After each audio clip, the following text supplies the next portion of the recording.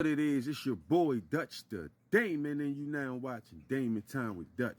On today's episode of Prison Stories Uncut, we out Southeast DC with it, man. Now, this was a special request story. This the part 2. But before I get off in the storytelling mode, we're going to go ahead on and run the shout-outs down for the people that have been supporting the channel through Cash App. First up on the list, we got the sister Tiara Carter. This sister blessed the channel through Cash App. Showed her love and support. Appreciate you, sister. Tiara Carter. Definitely ain't going to let you down. Just stay locked in. I got us. And last but not least, we got the brother Ronald Coleman. This brother a loyal supporter, making his business to support the channel. Appreciate you, brother. Can't appreciate you enough. Could be anywhere in the world, but you here with me. And it's the greatest show on earth. I got you, brother. Just stay locked in. Now that we got that out the way, let's get it. Hey, so she like, man, this ain't our shit. We was driving this for somebody.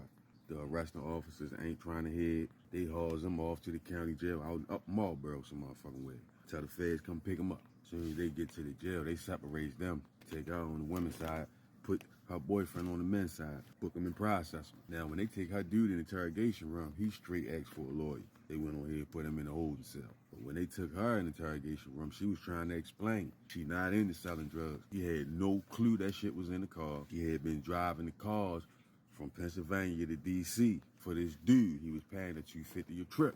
He sell cars. Give him description, tall, brown skin, dreads. Say he went by Anthony. That's all she knew was Anthony. They gives her the phone, tell her call dude. She ain't getting no answer. Come to find out the cars that they was transporting was actually Stolos. He was never selling the cars. Nigga basically ended up being a ghost. She told the feds all his whereabouts, everywhere that she knew where he be. And they went to every last spot. Nothing.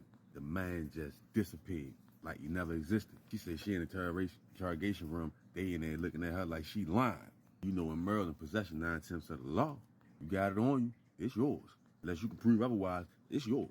She say the crazy part is the whole time she telling them it's Slim shit, which is the truth.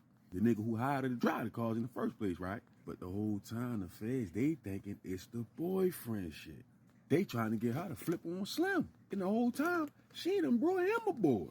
She say she told him like he don't got nothing to do with nothing. The only reason why he was even along for the ride is because he was there to make sure shit was good with me.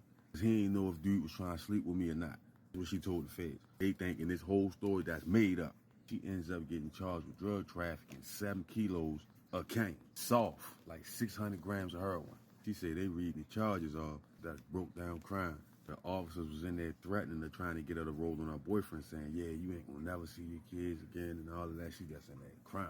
She said she sat fighting her case damn near 2 years before her and her boyfriend ends up getting sentenced to 25 years in the feds. Never sold drugs a day in her life. Slim was just there along for the ride. He got 25. Both of them served their sentences to the door. Ain't no parole in the feds. She said her boyfriend tried to delete himself a couple times, stressing out knowing he innocent, trapped in crime. She said when she went to prison, her daughters was little girls. It went from that to her daughters bringing their kids up to jail to see her, getting on planes to go all the way out to different states to see them.